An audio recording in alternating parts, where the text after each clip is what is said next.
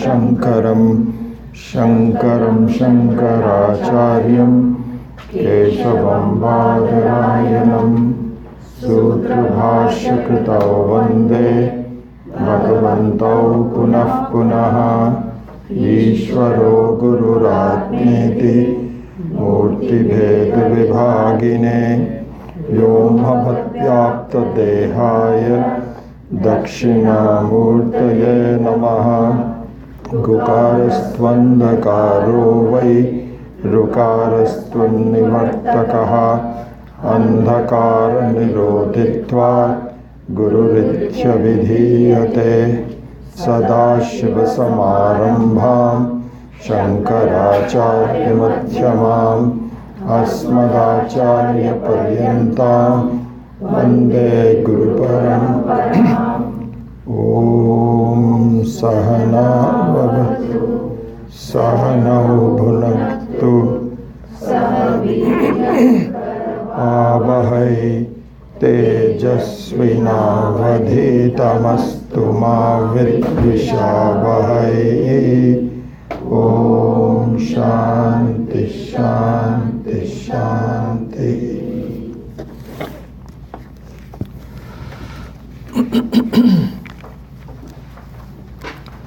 Let's just chant the two verses, first and the second verse.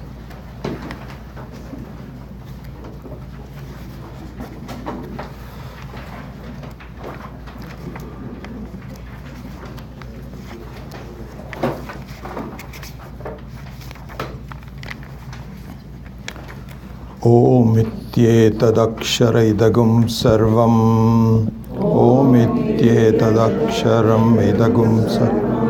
Tasya upavyakyanam. Bhutam bhavat bhavishyatiti. Sarvam omkara eva. Yat Anyat Trikalatitam Tadapi Omkara Eva Sarvam Hi Etat Brahma Ayam Atma Brahma Soyam Atma Chatushpat.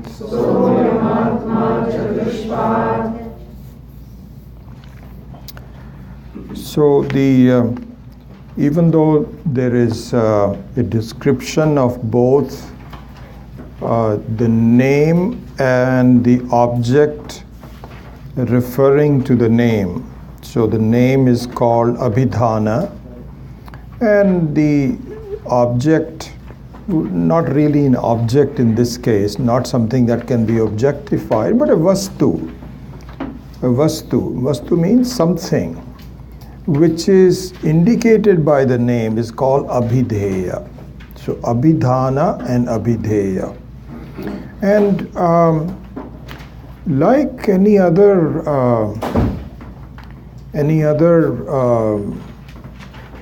transformation of somebody's understanding. Just like we have given the example that when a child is being introduced to the various objects of the world, then, for example, it's very possible that when a child is like 1 year old or 6 months old or something like this, the mother and father are saying, can you please bring a table here? So when the child hears the word bring a table here, it says, it understands some dhwani, some kind of a sound. Can you please bring a table here? But really doesn't understand what they mean by it. Then slowly, it sees the repetition of the word table. And the mother says, please, can we set the table? So it remembers there's another word called table that was before, please bring the table here. And then it's very possible that the parents directly tell the child, hey baby, this is called a table. And so the child says, oh, okay, it has some kind of a bewildered look. Or in whatever language you have, like in India, in Hindi you'll say mage. But then after a while it gets repeated, a table. After that the job is done. That the vastu called table has a name called table. And then from that point on, there is no distinction in the child's mind that this is just a sound. The sound is now imbibed with an understanding that it refers to something very unique, which is called something called this, which is a raised horizontal surface with 3 or 4 legs. It's called a table. So similarly here also, Om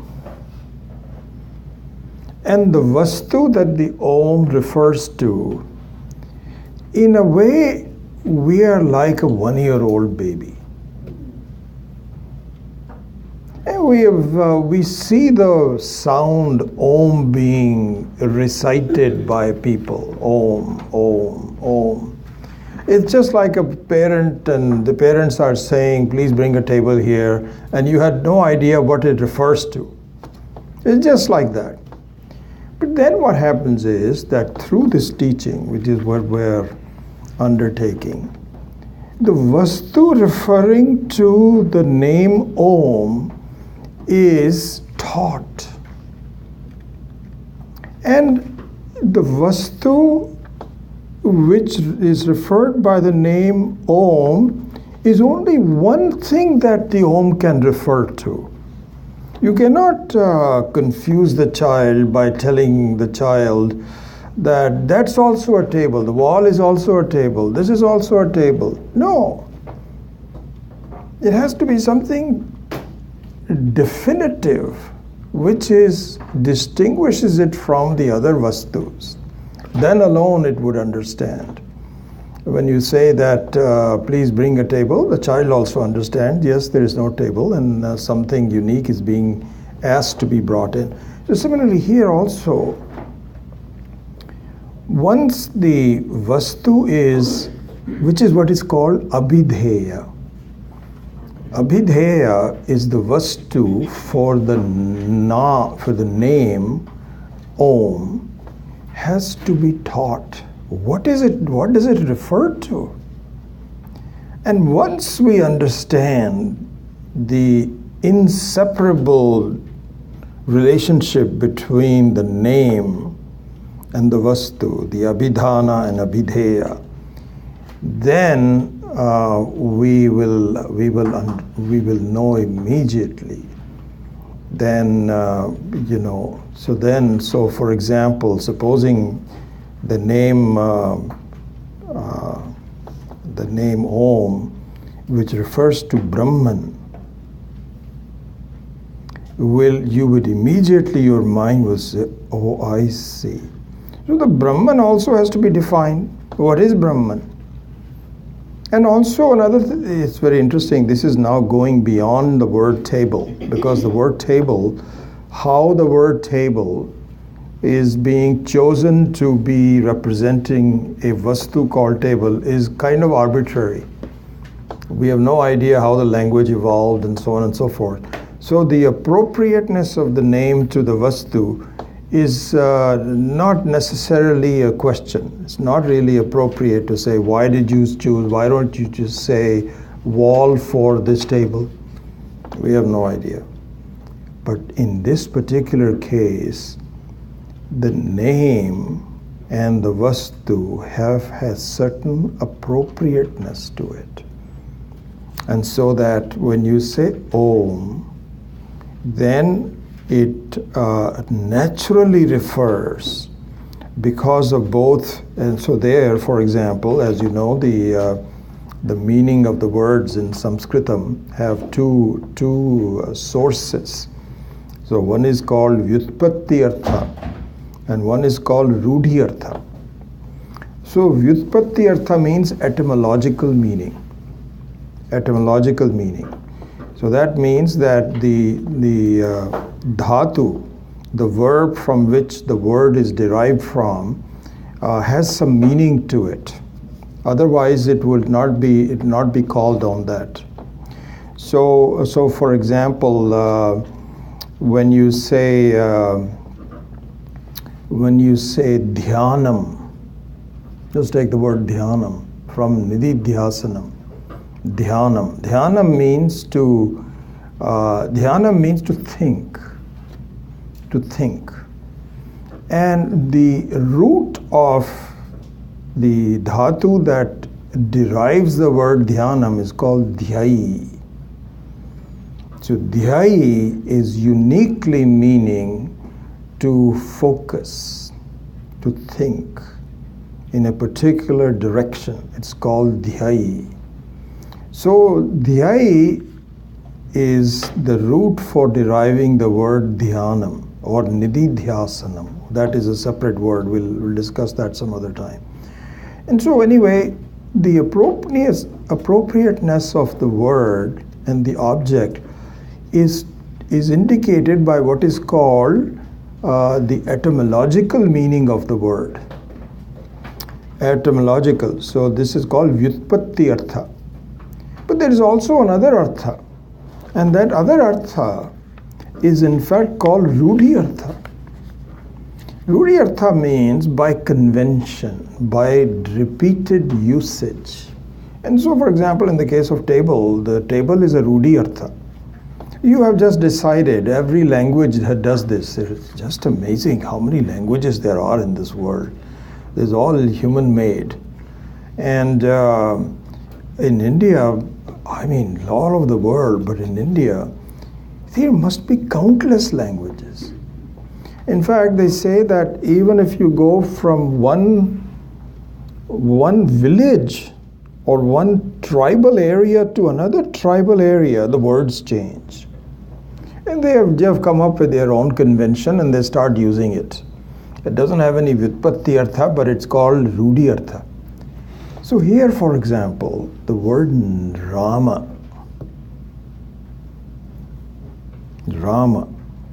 has both vyutpatti artha as well as rudhi artha. How? Vyutpatti artha means ramante yasmin iti Rama.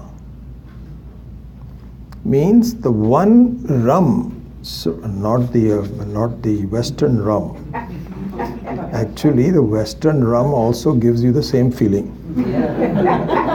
So it may have some connection, because the rum gives you some pleasure, some fun, and but it does it in a wrong fashion. But the word Rama is derived from rum. Rum means to revel. To revel, ultimately, we will see within yourself alone. You don't need any outside object, but just your own self. I will. This is a very interesting, a very important thing. I just got reminded of it, so I'm just going to take a detour, and I'll come back to it. I started with Abhidhana and Abhidheya. From there, I went into the appropriateness of the name. From there, I went to Vyutpatti Artha and Rudhi Artha. And from there, I went into Ram. And this has reminded me into a very important story by Swami Maheshanandji, which I will now recite. So please, this is not exactly what we are studying, but related to it. Swamiji says that there was a pious Brahmana, a priest, like a priest in a temple, pious, very pious, and very pure-hearted and devoted to Ishvara, to puja, and so on and so forth. This is the person. Now there is not a convention, but there is a tradition in India that once in a while people can take bhang. Bhang means marijuana, I guess. I've never taken it, but I understand it's the same thing as marijuana. But it's in a liquid form. And so many times in colleges, the students on the days of, Holi or something like this, they can take bhang. Shivaratri. So this Brahmana was also given, he also took bhang. But he took a little bit too much. So there was a whole lota full of bhang that he imbibed. So listen to the story very carefully. This is a elaborate story, but instead of having it some other time, because of the reference to rum, I'm just giving it to you now. So this guy took a substance and imbibed it. Now, as he was a priest in this village, there was a very rich man that used to come and patronize this temple. His name was Mr. Seth. He's a Seth. Seth means a very rich person. And when he would come, he would bring a lot of people with him and distribute money like it's going out of style. He had plenty of money, so he would give it to the priest and so on and so forth. So this is the thing. Now this Brahmana, once he imbibed the bhang, pretty soon he started to say, I am a Seth. I am a Seth. I can bring any number of people. I have so much money. And then he was just going blabbering on. And he remembers all the things that this real Seth has. All this real Seth has lots of money, a lot of property, this, that, or the other. He was very generous with his money, how he would distribute it to everybody. And so he will say, I am that Seth, and so on and so forth. So this is the background. Now Swamiji says, listen, this is the person who is now a Seth is both the nimitta karana and upadana karanam. So nimitta karana means he is the one who created a false sense of identity as a Seth. It's called nimitta. Nimitta means an intelligent cause. Intelligent means an awareful person who, because of something, he became something, like a Seth. Then his upadanam means the material cause of this creation. What creation? A false sense of creation that I am a Seth. He forgot that he's a Brahmana, pure person. But because of whatever, he became a Seth. And the upadanam, the material from which he created this false creation, is what? Bhang. Bhang. And while the bhang lasts, and while his wildness lasts, he revels in it. It may last like an hour, half hour, we don't know. Something like that. Okay? So this is the thing. Now, one other very interesting thing. No one else sees him as a Seth. It's not as though he has really become a Seth. He's still wearing some kind of a loincloth and is just sitting there with his Janeui on and just sitting there but he's a Seth. He doesn't have those silky clothes, nothing. Doesn't have any money, nothing. And other people don't see him in fact, there might be other people who don't have bhang, and they smile and say, yeah, it's okay. Let him imagine that he's a sage. But he thinks of himself as a sage. So therefore, here's the thing. See this very carefully and just think about it. We think we are a samsari. Samsari means a limited person. All the aspects of the samsara, that my time is limited, I am not going to last very long, and even while I am lasting, I am at as the very mercy of a lot of things.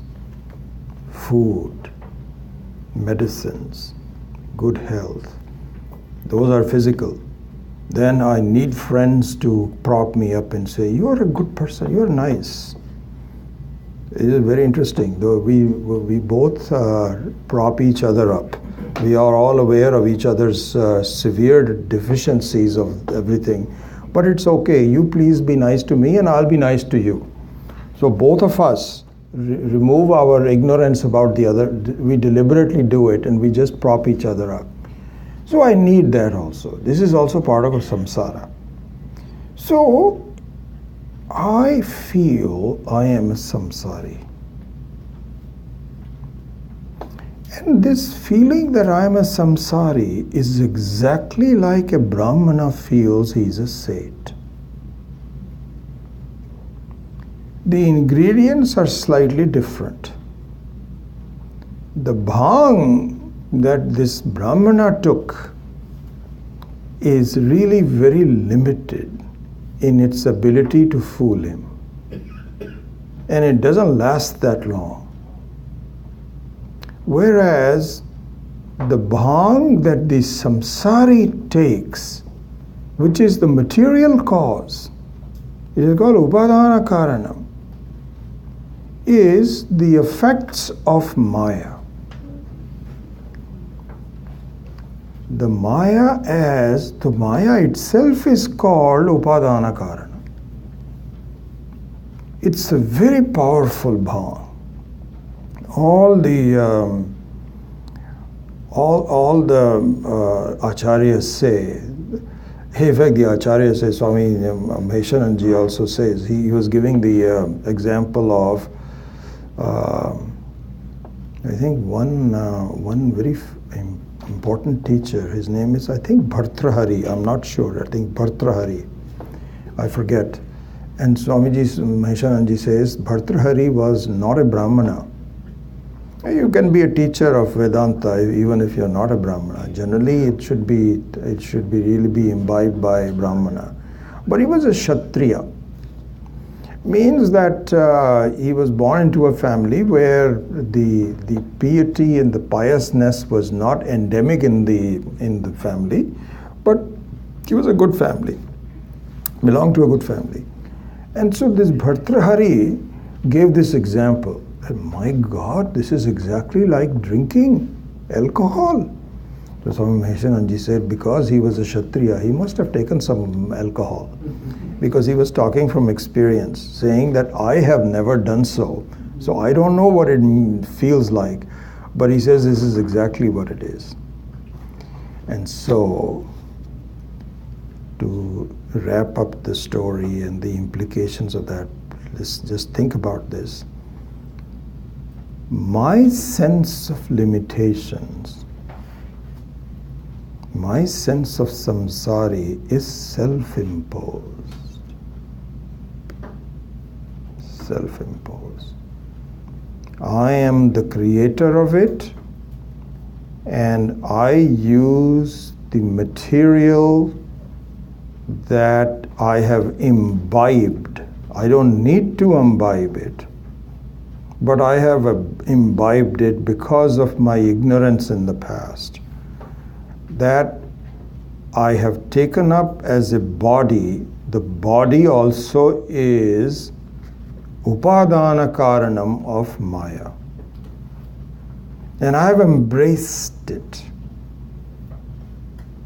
Just like the Brahmana doesn't need to have bhang, but he ate it. He made it into himself. So similarly, I don't need to embrace my body. Naturally, I don't. But because of my ignorance and the continuation of this, I have taken the things around me and imbibed them as my own body and my own nature. And as a result of that, I not purposely, but myself have created this samsara. And a wise person who understands this doesn't look upon you as a samsari. Swami Dayanand used to say that. I still remember his words so well. He said, it's funny that we are communicating when you don't see the solution and I don't see the problem. And how we communicate with each other, it's a wonder. Meaning that a wise person smiles when people say, I have got so many problems and please help me, and so on and so forth. So a jnani would say, what problems are you talking about? Why are you imposing it on yourself? Not necessary. So therefore, the sense of samsara, this is an important thing, because in the transformation of one's personality to become toward the path of wisdom, the most important thing is to take responsibility. It is unnecessary to blame anything. A minor blame is okay, then you got hit by, you just scraped your hand, and you say, hey, what happened? How did the blood come out? He says, well, there was something sticking out and I didn't see it, and so I scraped my hand. So to say that something was sticking out, there also, if something is unnecessarily sticking out, then you should be aware of the fact that there can be some things. In our home, we have a cabinet which is kind of up high, and so when I throw the garbage, the cabinet is up high and it has a very sharp corner. And every once in a while, when I put my head down, I find that, oops, and then I have to put some bandage, and this has happened like 3 or 4 times. And so it shouldn't have been there. The sharp corner should have been, but then I need to be careful. If I don't want to completely change the cabinet, that costs too much money. So once in a while, if I get hurt, it's okay. Not a problem. I should be more careful.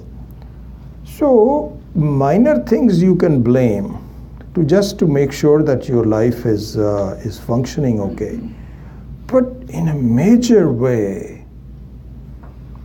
it should be understood, I am responsible for what I am. I am at a certain point because of all the things that I have done up to this point. No one else, I should not blame anything. And only when I take responsibility will I have the courage, the wisdom, the efficiency, all those things to correct it.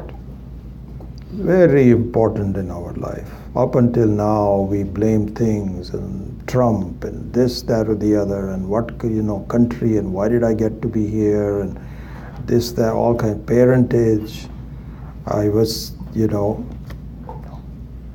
I just have to, you might as well go to the right path, take responsibility, and from there will come enthusiasm and the correctness of the enthusiasm to correct the problem, the enthusiasm to correct the problem. So the story of the Brahmana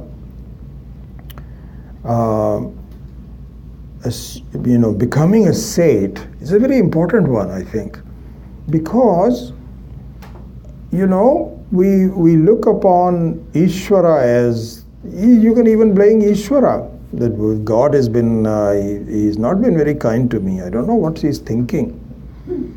He's given me so many problems, more than other people. No. God, as we will see, provides the infrastructure, the possibility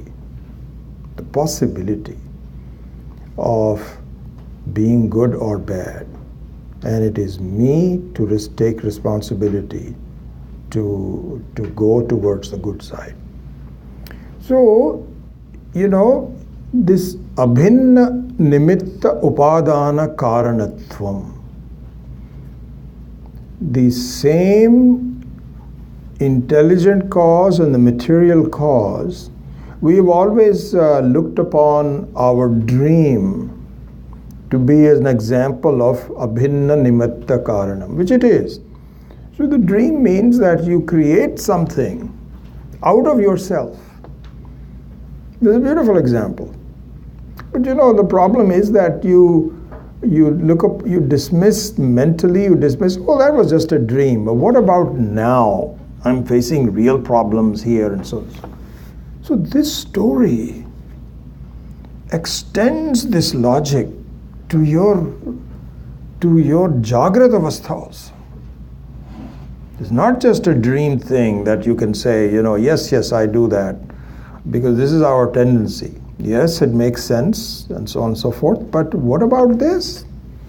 Hey, this also is exactly the same. The scale is different. The implications are slightly different. It may take you several lives. That's a different story altogether. Maya is a very powerful bhang. Very powerful bhang. It is not going to just take a couple of, cups of coffee to get rid of it. No. It's going to take sustained effort on my part. But the fact remains that it is in fact my doing. Due to ignorance, whatever, don't even blame yourself. Blame ignorance if you want to. Blame Maya Shakti. But better thing is to look at the positive aspects of it and saying, how did it happen? Where am I? What do I need to do? This is an important story, and we'll repeat it other times as well. But it really brought a lot of clarity in my mind as to how the sense of samsara is created by myself. Because the thing is, we also take a view, I'll give you one example. And that used to really bother me for a long time, myself. That you say that this whole samsara is just your own thinking. But the fact of the matter is that the sun and the moon and the earth and the rest of the things are still there while I'm gone. So they have a sense of reality which is more than mine. That used to bother me, that how is that possible?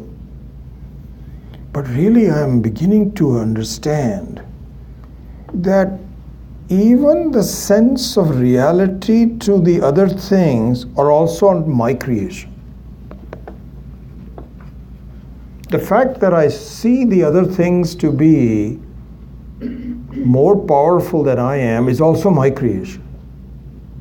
It is exactly like in a dream where you create some things that are very permanent and cannot be messed with, and they are likely to outlast you. All those kinds of things. Similarly here also it is the same thing. And the whole thing disappears if you become knowledgeable about what's going on. Because they are all something which is anatma, and anatma is mithya, jadam. And so that comes from an understanding.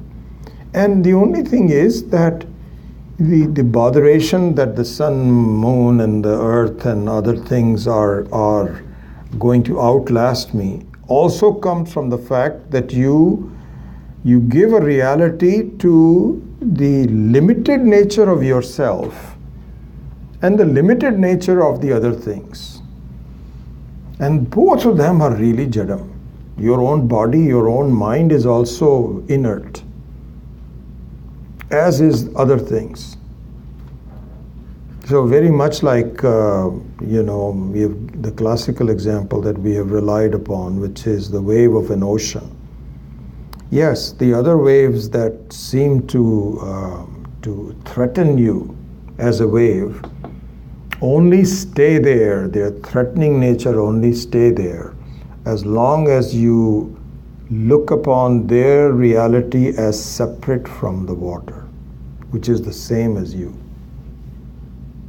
But once it is understood that your reality has nothing to do with the form, then the other's reality also recedes in the background. So therefore, to wrap up this whole thing, my sense of samsara is purely my own, no one else's. And the sooner I understand it, I first accept it, then I understand it, and the sooner I will have a chance to deal with it in a very effective way. Well, this is the story of it. So we were at Rum. So from Rum we went into this Brahmana and Seth example. So what I was saying was that each word has two aspects. One is Rudhi Artha and one is Vyutpatti Artha. The Vyutpatti Artha of the word Rama is Ramante Yasmin iti Rama. Or Asmin or Yasmin, both of them are okay. That means that when you find some solace in being joyful, that something in which you find joyfulness, whether it is drinking a cup of coffee and feeling, oh, I feel good, awake, or sleep, or a sense of relief, whatever, or just even laughing about a silly joke, just a silly joke and you laugh about it, whatever it is, that in fact is the nature of the word Rama. So the word Rama, which means a avatara called Rama, avatara of Ishvara, is really within each one of us when we revel in it, when we find peace in it. It's the same. This is called Vyutpatti Artha. And the Rudhi Artha is by convention. Not understanding the Vyutpatti Artha, you simply call somebody Rama, somebody Sita, somebody Lakshmana, like that. And you write stories about it and you accept it and you enjoy it and you recite it. This is called Rudhi Artha. Rudhi Artha means that just has, you don't understand the meaning of it. Most of us, we don't understand the word, the Vyutpatti Artha of Rama. But it has some meaning to it, some significance to us. And so, this is called Vyutpatti Artha and Rudhi Artha. Here, in the case of Om, to now complete this sequence, it can be taken as Rudhi Artha. And you do. You do. Like, for example, in the case of a child, when the word table is being bandied about, like, for example, the mother might say, oh, we bought a table. We bought a table. She's very happy that she got a sale at Macy's. Normally it is $500. Just for today it was $250. So she was telling her friends, we got a very nice table. So the 1-year-old might simply will say, we got a table, but doesn't understand what the table refers to. This is called Rudhi Artha. Then once the Vyutpatti Artha, here there is not Vyutpatti really, but once you have a connection between Abhidhana and Abhidheya, then the child understands. So now, the first verse is Abhidhana Pradhana, and the second verse is Abhidheya Pradhana. What does it mean? So, the first verse says, like for example, you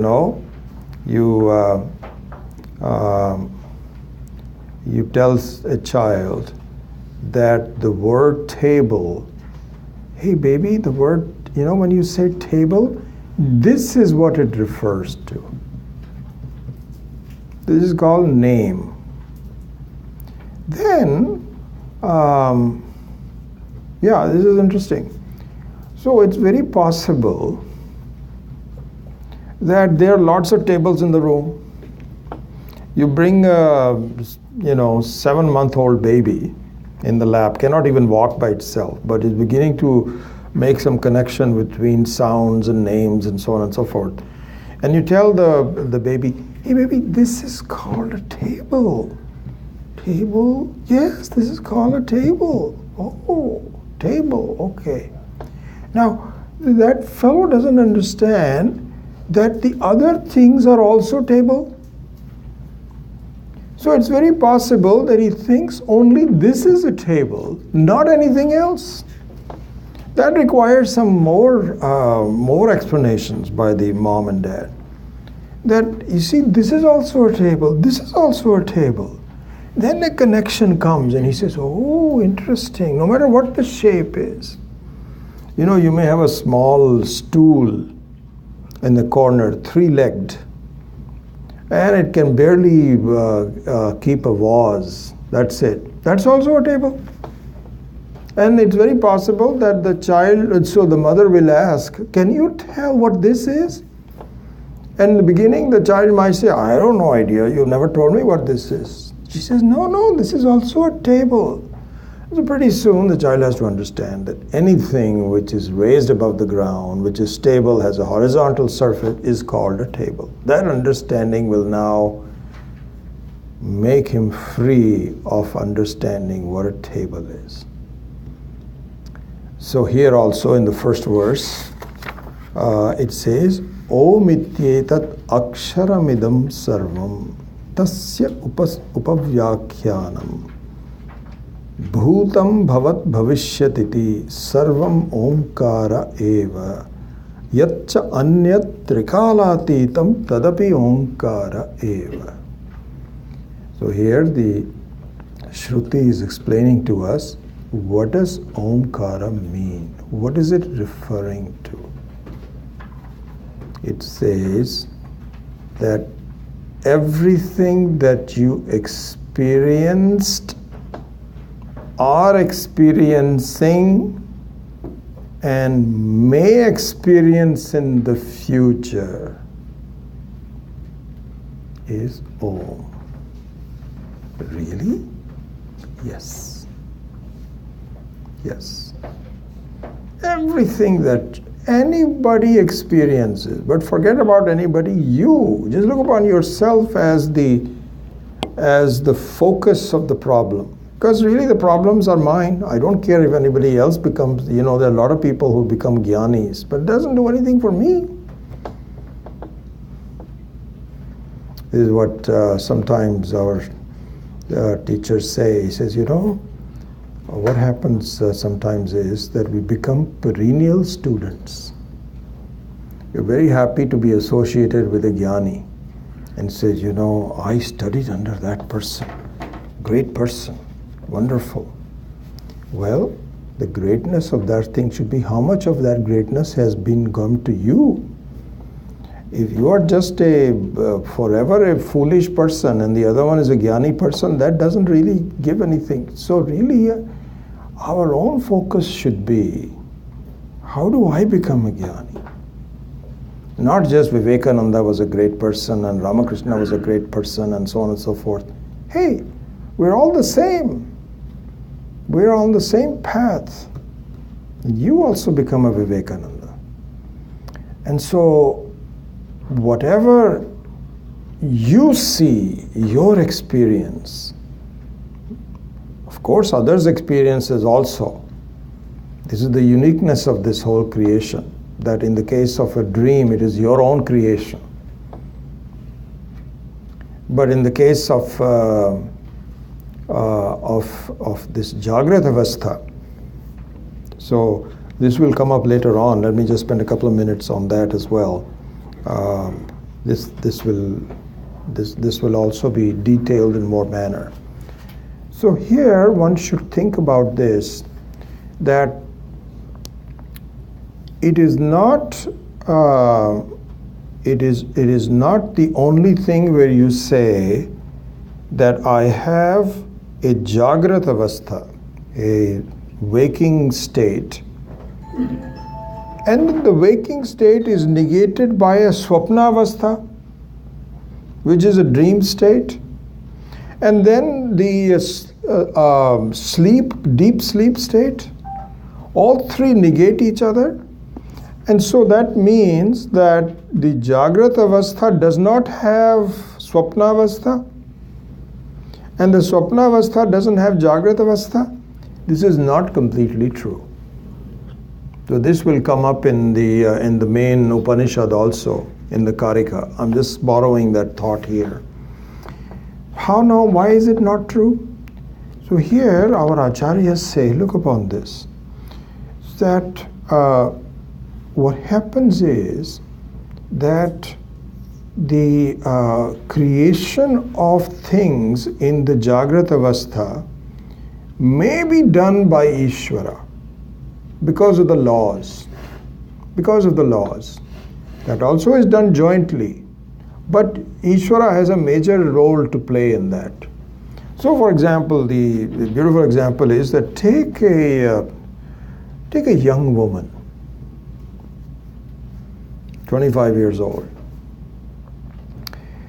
She is a very definite creation of Ishvara in terms of her parentage, how she was born, all the things that she ate, her lineage, her DNA, her shape, the skin color, all of that is provided by Ishvara.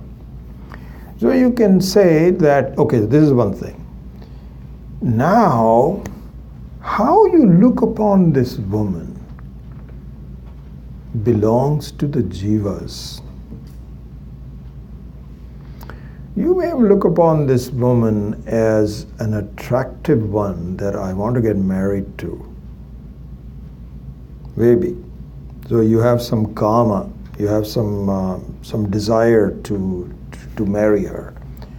You may look upon her as a neighbor, as an Indian woman, let's say. And you have no desire, you may be another woman living next to her, you have no desire to get married to her. Your view of this woman is completely different. She may be employed by a company and company says she's a very good programmer. We really like her. So they all have an imposed view about this woman that has nothing to do with who she is. Yes, she exhibits those qualities, but you superimpose a lot of things on top of that. So what we are saying is that what you superimpose on top of what you see is Swapnavastha. Only difference is that in a Swapnavastha, in a dream state, you create your own woman. You create your own woman, and then you think about your own woman in a particular way, whatever your dream is consisting of. Whereas in this case, this young lady has been created by Ishvara, but then you look upon it, and in fact, the Swami Maheshananji and all the others say, if you analyze your life, it's a very interesting thing to see. If you analyze your experiences during the day, when we deal with objects as they are is very little. Very little. A very small portion of our experience is dealing with things as they are. Most of the time we are dealing with our swapnavastha things. We are thinking about our thoughts, our experiences in the past. This is a good person, this is a bad person. This one, things evoke different thoughts. You're really fighting with your own thoughts most of the time. And the things as they are, you're dealing with very little. When you get hungry, you have to eat something. Yes. There also, by the way, even in eating things, you have a lot of swapnavastha. How? Because you feel that this is very attractive to me. We want tasty food. This is a transformation in my life that I'm also doing. My wife has been telling me that, we need to just do our eating based on nutrition. But it's very hard to do. Very hard to do. Some of the things that she makes, they don't taste good to me. But then, you know what? She's more right than I am in terms of food and so on and so forth. I'm also beginning to get used to the things and so on. But even in the case of eating, when I'm hungry, I look for something which is very natural, something which is tasty. The other day, I was at a friend's house, and he said, you know what? We both have diabetes and so on and so forth. So we were just talking about that. He said, I have stopped having sugar in my tea. And so I said, so he says, well, it was 4 or 5 days were kind of hard, but after that I got used to it. And then to make sure that it was not as hard, I started to put some spices in it, some cardamom, and this, that, or the other. And he says, then I get lost in the taste of it and so on. So I'm just looking at him and so on. I came home one day, this is like 2 weeks ago. I says, why am I having sugar in my tea? Because really speaking, I have a very strict regimen about drinking tea. So I have 2 cups in the morning. This morning also I had, even though I was getting late, I've got to finish 2 cups. Because otherwise I feel that, and so on and so forth. And now I have really discovered the beauty of the South Indians. How they have a tumbler and then they have a cup underneath this. And I used to wonder, why are they doing this? So one time I was at the Coimbatore ashram, Anaikatti ashram. Then I realized the value of this. Because I used to say that in North India we just have a tumbler. We don't have this cup underneath. And in fact it's all matched with the same metal. If it is silverish, then both of them will be silverish and so on. But one time we were in the breakfast at the Anaikatti ashram. Please, if you ever want to have good, solid breakfasts and so on, don't forget about the teaching. Just go there for that purpose. That kitchen, you don't want to get out of it. They don't make dosas because it just takes uttapam. Uttapam, beautiful, and the idli and so on and so forth. And Swamiji's class starts at 8:30. And now you want to have a second. So you want to get 1 uttapam, it's not enough, I want to get another one. In the meantime, now there's only about 15 minutes left, you have to hurry. And then of course you have to have Madras coffee at the end of this. You cannot go without Madras coffee. And the Madras coffee has a big line of people. So you know what you do? you take the coffee and put it in the cup and you swirl it so that you can drink it very quickly. So similarly here also, so I decided, why am I putting sugar? So I decided I have a strict regimen. I have 2 cups in the morning. And I may have 1 in the afternoon, but that's optional, that I don't always. But the 2 in the morning is very important. Then I said, am I doing it for taste? I analyzed, no, it's not for taste. I just want to have this feeling of awakenedness from this. So just to give you an idea, 2 weeks earlier, I stopped putting. Actually, I have not put sugar for 10, 20 years, but I put artificial sugar. Artificial sugar. And even that is not supposed to be very good. So I said, you know what? I really want to be awake, not to be tasty. And I still don't like it. I've not gotten used to it, but I'm going to stick with it. I'm going to stick with it. So anyway, this is my responsibility. I have to do it. And so pretty soon, what I was saying to complete that thought, how we deal with things as they are is very little. How we deal with things as we think they are is the predominant. So even in Jagrat Avastha, this is all explained in the Karikas later on. I'm just borrowing some ideas they just appeared to me, and so I thought I'll just explain it. The Karika says that the Jagrat Avastha, so you see, this is the thing. A young woman of 25 has been manufactured by Ishvara. But how we look upon her depends very much on the situation, our own karmas, so on and so forth. We look upon her as a desirable person, as a sister, as a neighbor, as an employer. This is what we deal with. So our dealing with the things as they are is a very small part of our life. And as we understand that, we begin to see, what am I dealing with? It's my own ideas, my own thoughts. Why are they there? And so in the case of tea also, really it has some functional usage. Functional usage, that it wakes me up and I have a good fertile mind to think and so on. Even that is really not necessary.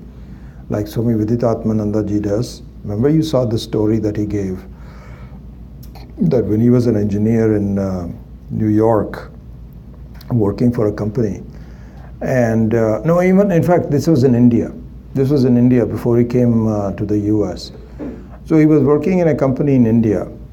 This is an Indian story. So there, every hour or two, there is a person that comes in with a tray that has tea cups already in it, metal cups. And he asks everybody, tea anybody, tea anybody? So people drink tea from there and do it several times during the day. And until you have tea, you feel I'm not awake. I'm not awake. And so you have to have tea. So Swamiji says that once I started, he went through exactly the same process. That once I started to think about it, I said, why do I need tea? I should just be awake by myself. I haven't come to that point yet, by the way.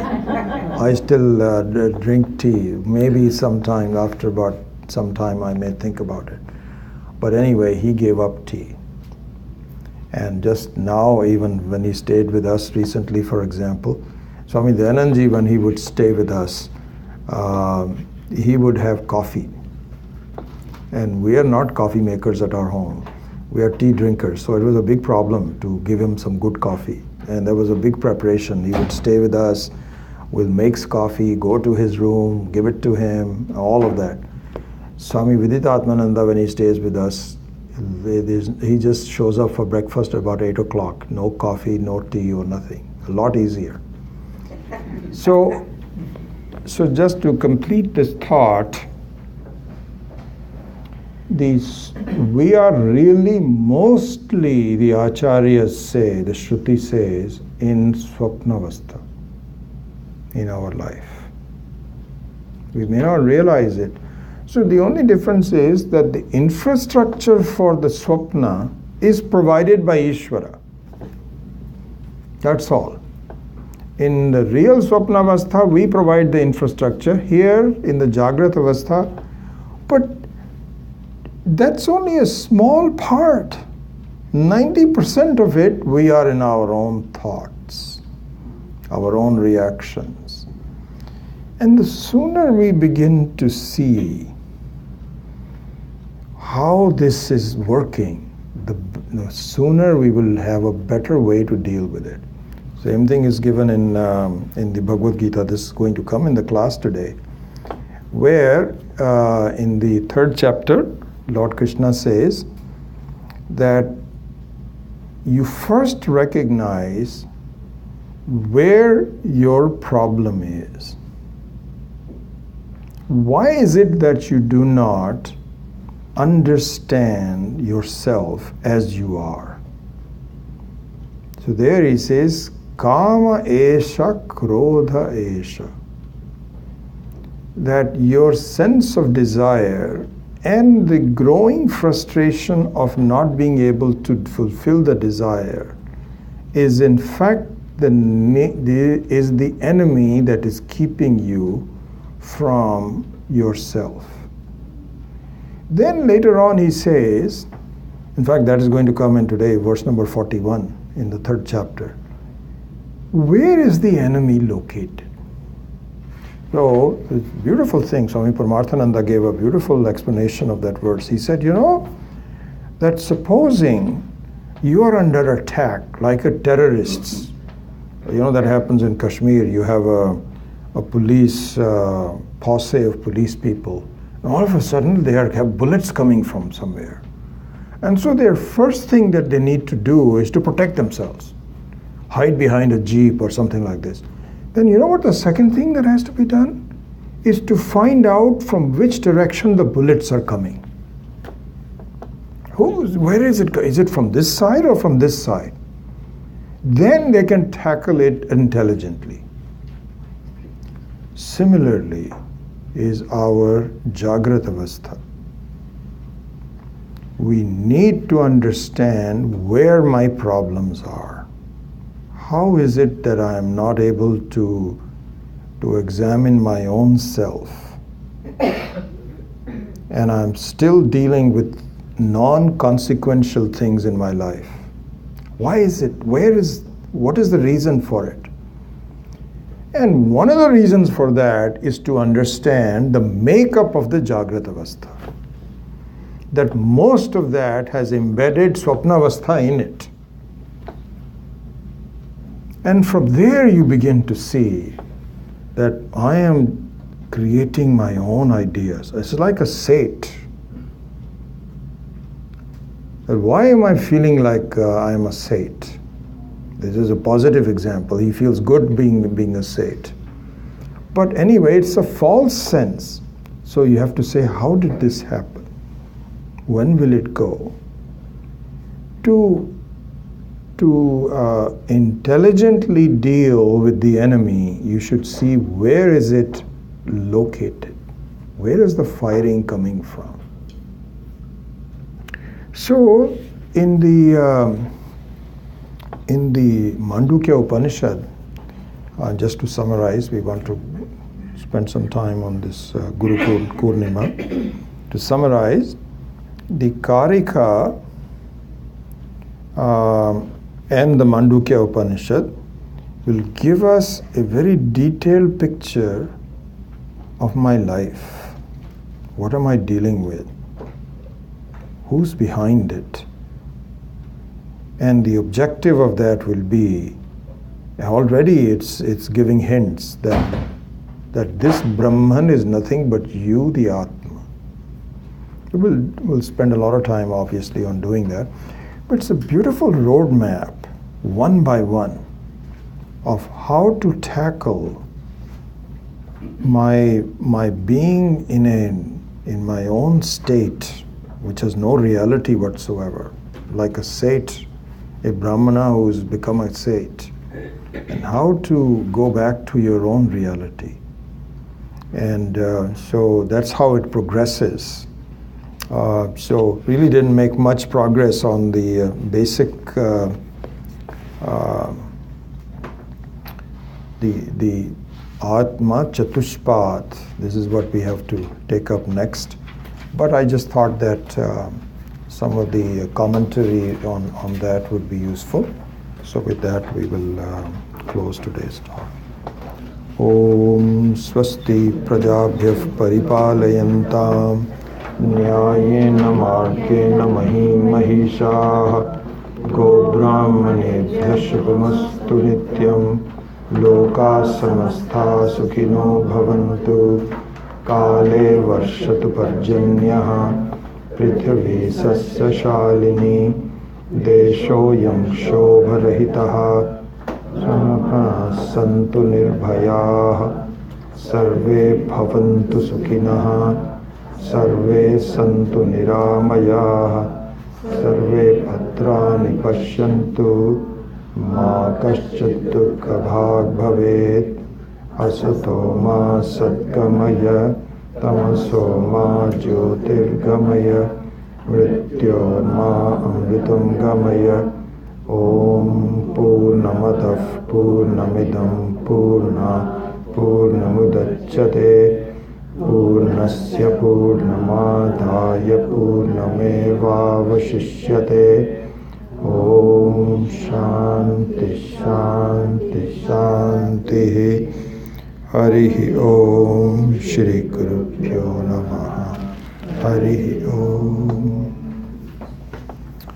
We'll have a abbreviated ceremony for Purna Vidya.